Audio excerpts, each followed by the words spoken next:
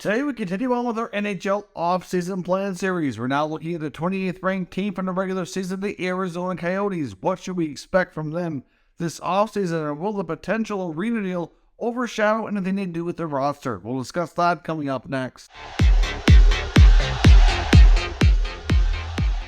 So welcome back to another video here at Top Shelf Hockey. As I mentioned, today we continue on with our NHL off-season plan series. We're now on to team number 28 that's ranked in the NHL system for all 32 teams in the regular season, the Arizona Coyotes. So, of course, not a great year. Clearly, it was pretty obvious from the get-go that they were not going to be too competitive. It would be ending up near the bottom of the league, and here we are. Of course, the Coyotes completed their first season at Mullet Arena, of course, home of ASU, where they'll be playing for the next foreseeable future while they try to hammer out a longer-term, more permanent home in Tempe, which we'll discuss here in a few minutes. But obviously, we saw a lot from the Coyotes this offseason. That certainly made things interesting as to what they'll do in the offseason. So if you're new to these videos, essentially what we're going to do is recap last season, take a look at some key team stats, analyze cap situation, look at expiring contracts and what internal business they have to do, as well as what are the most top burning questions facing the franchise going into the full swing of the offseason. So let's start by recapping the 22-23 season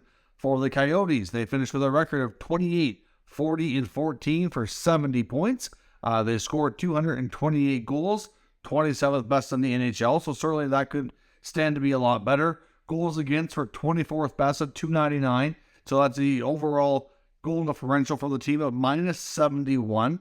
The power play was not great, 18.9%, 24th best, and the PK was not great either, 74.6% for 27th best. So obviously, like I said, this was not a huge surprise. We knew going into the year, after the moves that the Coyotes had made, that this roster was not going to be overly competitive and it would be a draft lottery team. It was just a matter of how far down in the basement were they going to finish. I'm a little bit surprised they actually worked their way up a few spots to get to 28th. I thought that they very well would be, 31 or 32, to be completely honest. But they managed to probably achieve more than I expected, as some players did have some really good years. Obviously, Clayton Keller was by far and away their top player. No huge surprise there. Keller's a great young player in the NHL, certainly coming back after recently having a major injury as well. Had a phenomenal season. Of course, we also seen other moves from the Coyotes. They continued to sell off assets throughout the year near the deadline and finally completed the big Jacob Chikrin trade. He was moved off to the Ottawa Senators. They moved guys like Shane Gostisbehere, Nick Bukestad. Of course, they had a trade with the Calgary Flames involving the Ritchie brothers. So, of course, Nick Ritchie goes to Calgary. Brett Ritchie came to Arizona. Obviously, they also played the role of broker in the Patrick Kane trade where he was traded to the New York Rangers from the Blackhawks. They were the third party that retained extra money to make that cap hit even cheaper for the Rangers. So, obviously, they got some extra assets in the forward draft picks for their efforts there, too. So, certainly, this team continued to move out players, continued to reshape itself. Obviously, we saw like I said, an overall tough season, but they did have some small successes. And the first year of Mullet Arena, I will say that obviously the attendance is low because of the capacity for that arena, but it certainly did well. They were usually at or near capacity. So at least the room that they do have in that arena was being filled on a lot of evenings. Now let's take a look at their salary cap situation heading into the offseason. They only have $55.5 million committed to the salary cap so far for the 23-24 season, which means that they have $27.9 million available according to CapFriendly.com, based on the salary cap increasing by $1 million this offseason, which was the only part that's guaranteed. It could change by more, but it's not expected to, based on what we've heard from Gary Bettman in the NHL. That's all that's guaranteed. Of course, at this point, though, the Coyotes are not really overly concerned with the salary cap ceiling. They're more concerned with the salary cap floor. The way they've structured this team is they've taken on a fair bit of unfavorable contracts or LTIR contracts of players that are not expected to ever play again. Of course, those count against their salary cap, but their contracts are largely covered by insurance. So it's not a whole lot of money in the actual pocket of the owners. And, at the same time, they meet their salary cap obligation by league standards, so they're not in cap violation. So it's, something I think that does frustrate a lot of other NHL clubs. Some people think some of these rules should be changed as far as trading LTIR contracts and whatnot, but as of today, within the CBA, it's perfectly legal, and we're probably going to see this Coyotes team continue to do things like this over the next few years as they want to keep their expenditures as low as possible while they're working on getting a new permanent home. So we'll see. Now, let's take a look at the internal business of the Coyotes this offseason. Who are the expiring contracts? What do they have for restricted free agents or unrestricted free agents going into the offseason? These players will either need to be signed or replaced. On the restricted free agent side, we have some interesting players, most of which I think will be back. We have forwards Christian Fischer, Jack McBain, and Matthias Maselli. Of course, they all factor into the future, I think, for the Arizona Coyotes. Maselli was obviously a player in the conversation for Rookie of the Year. I don't foresee him winning the Calder Trophy, or good chance he may not even be a Final Three finalist, to be completely honest. Of course, you have some other players, including Manny Beniers being the most likely favorite to win the award. But you've got a goalie in Stuart Skinner in Edmonton in a phenomenal season, who I think played enough games to garner a lot of votes. You have a couple of young defensemen, Jake Sanderson and Owen Power, who played huge roles for their team and played big minutes on the defensive side, and actually pretty good analytics defensively and offensively as well. So I do think, some of these guys might take away enough votes that Maselli doesn't unfortunately get into the finalist position, but he's certainly probably in the top 5 in most people's ballots, and had a great season nonetheless. So obviously racked up a lot of assists, didn't score a lot of goals, but still a good breakthrough year. It should factor him into getting a bigger role with the team down the road and being a more consistent piece for the top 6 as time moves on. They also have a couple of RFA goalies in Connor Ingram and Ivan Brzvetov. So now Ingram is a guy who may not be back. I could see them maybe trading him or possibly not qualifying him if they don't feel like they can get his rights moved to another club. So we'll see. But everyone else I expect to be back. On the UFA side, they do have newly acquired Brett Ritchie, Lauren Dauphin, Connor Mackey, and of course Andrew Ladd, who was an LTIR contract. Of course, he's not expected to ever play again, hasn't played for some time, but that contract will be coming off the books as that's finally expiring. So on the UFA side, there's really nothing substantial there that absolutely must be brought back. So it is possible that none of those guys are back. We'll have to wait and see how the Coyotes attack things, but certainly a possibility that they may have all played their final game in a Coyotes uniform. Now, one of the top burning questions facing the Coyotes as we head into the full swing of the offseason, and to be completely honest, I think far and away the biggest question facing this team has nothing to do with the roster, and it's all on the business side, and that's the arena deal with Tempe. Is it going to work out? Is it not going to work out? Over the course of this offseason, we're bound to get, I think, a lot more of those questions answered, and we'll have a lot more, indication of what the long-term future holds for them in the state of Arizona, in the Tempe area. Obviously, there is a referendum coming up as well, which is going to be in a few weeks' time. So as I record this video, that's not taken place here as of yet. There's also some lawsuits that are kind of keeping things to some degree up in the air. There's a big lawsuit from the city of Phoenix trying to stop part of this from taking place. Now, I believe the lawsuit from Phoenix, their biggest issue was with the housing developments that was part of this district that they want to build.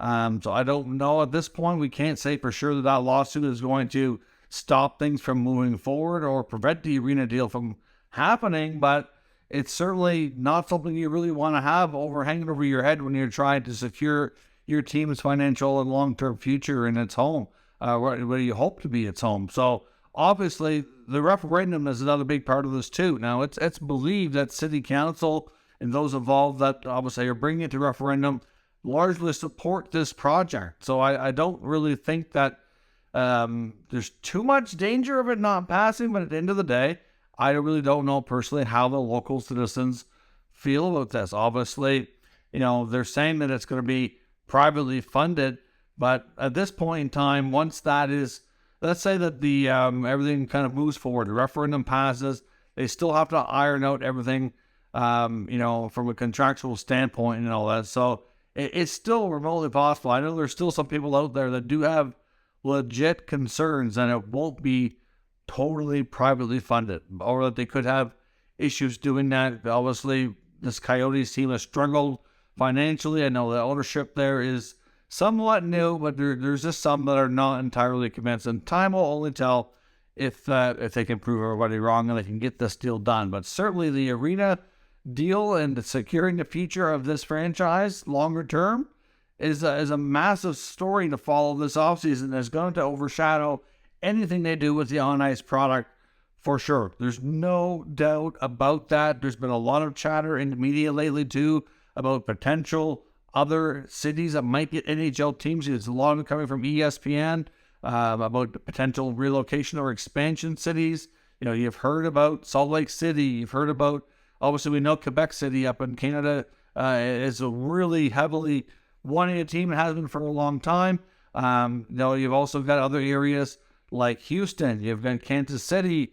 Atlanta's been in the rumor mill about getting a team for a third time. So lots of talk about things like that. I know the NHL would want to keep the Coyotes in the Western Conference if anything fell through and they had to relocate this team. But we're certainly not at a point to really be having a discussion about relocation at this point. I know it's just been something that's been getting a lot of airtime and attention through different media outlets, and I think unless we get kind of, something falling through that's a big time negative on this arena deal, we're not at a point to have that discussion.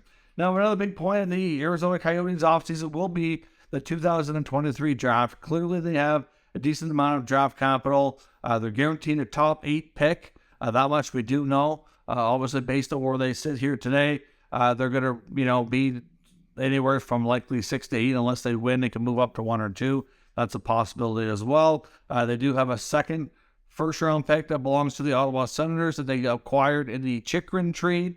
That does have a top 5 protection on it. So where the Senators did not make the playoffs, they are eligible for this lottery. Now, they're far enough down, they can't go all the way to number 1, but their pick is possible if they were to win either of those lottery draws, that they could get into the top 5. And if they do that, they do have the option to keep that pick and defer to the following year to give the Coyotes a 2024 one, which I'm quite sure they would do if they were fortunate enough to get the pick moved that high into the draft. So we'll have to wait and see, but they're more likely going to have 2 picks, and it's quite possible that both picks could be, anywhere from that top 10, top 12. So they're going to be able to get a couple of really good players for the future. So certainly how they use those picks, they need to use them wisely and make sure they get the best players possible to help them on a long-term basis. Of course, they have lots of other picks as well. So we'll see how the Coyotes do.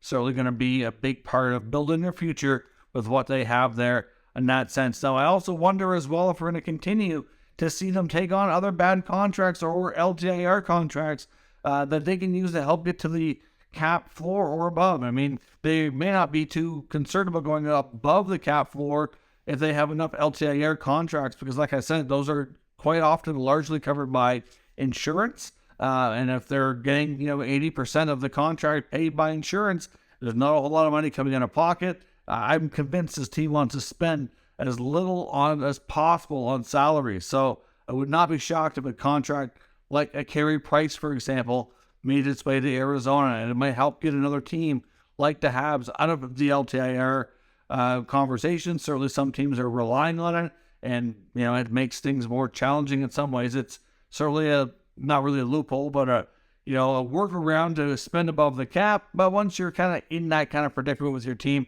it can be challenging. You're not accruing cap space, and it's certainly not the preferred way to manage things, I think, fair to say, for sure. So obviously, that is going to be, a potential thing that we might see with this team again. Whether it be Carey Price or anybody else who's injured and expecting to never play again, I wouldn't be surprised to see another one of those contracts make its way to Arizona, especially with Andrew Landwan is officially coming off the books. Otherwise, I think you're going to see the Coyotes sign probably a handful of veterans, combination of defensemen and forwards, guys to fairly close to league minimum deals, or anywhere from league minimum to that $2 to $3 million range on a short-term 1 and 2 year contracts. Players that might be able to come down, revitalize themselves, get a bigger role, and be traded at the deadline. I don't expect them to be much better next year than they are this year. I think we're going to see a very similar result. They'll continue playing Mullen Arena, of course, and they're going to continue to be near the bottom of the league for some time until they start making more moves to make this roster better. But I don't think they're in any hurry to do that until the long-term future of the team is a little bit more stable. So let me know your thoughts on the Coyotes. Is the arena deal going to work out? What do you see them doing this offseason? Let me know down in the comments. We'll talk about it further. If you're new to the channel, make sure you subscribe. Stick around. A lot more videos coming in this series, as well as all the news and rumors from around the entire 32-team NHL. Thank you for watching, and I'll catch you next time.